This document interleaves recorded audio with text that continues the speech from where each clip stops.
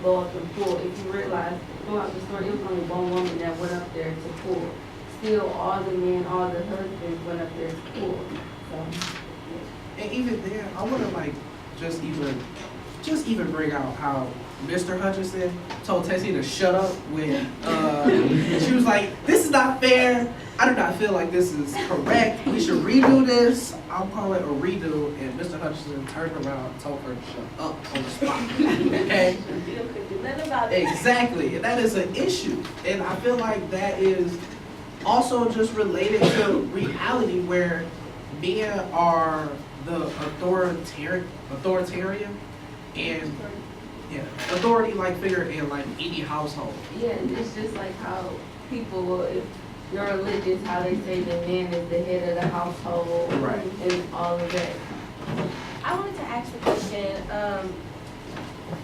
who would the people who walk away in Omelas, who would they be in our society? Like, who do you think they would be? Or who do you portray them as? The people that move out the country who just say, you know what, I ain't dealing with none of the issues. Those people are also kind of category of just letting it happen. Like they let certain things happen. They're aware of it, and like they say like, oh, this is such a horrible thing, blah blah blah. But they don't actually do anything about it. Like they walk away, but that's not really doing anything as far as helping whatever the problem is. So I think of that question like as the complete opposite of what you're saying, because the people who walk away from Omelas, they're walking away from a fake happiness.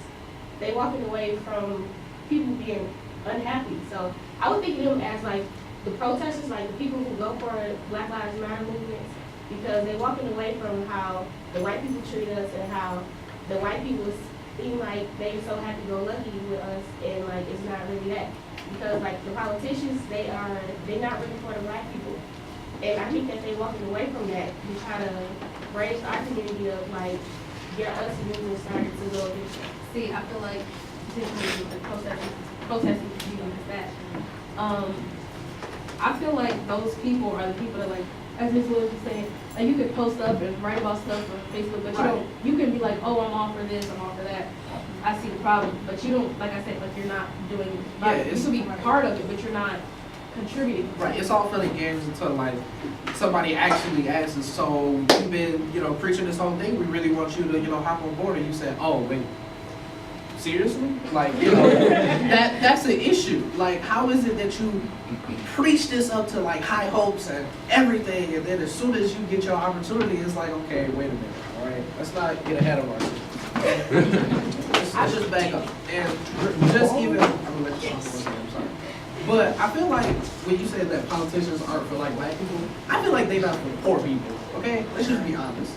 I feel like they are not for the minority or people that do not have, who are financially stable. But anyway.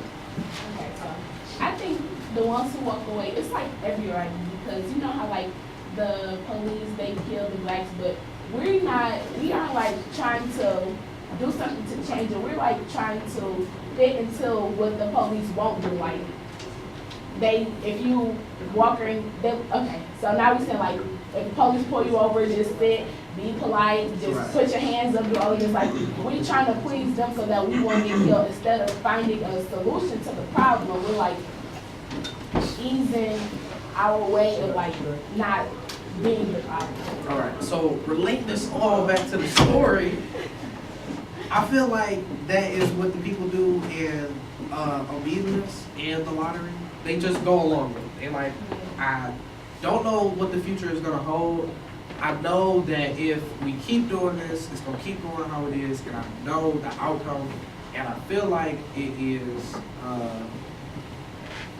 people being scared of change. People not know what the future holds if you veer off or you do something different. And I feel like that is kind of the meaning of like, or the issue with kind of tradition sometimes.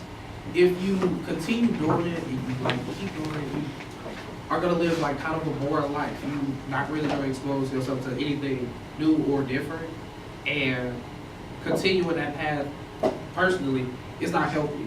It's too many things in this world for you to just sit down and buckle and just be narrow-minded about, where you could just do all these other things. And Question? I agree, because like tying back to like both of these stories and how I feel like both of the authors was trying to say that tradition is not always good.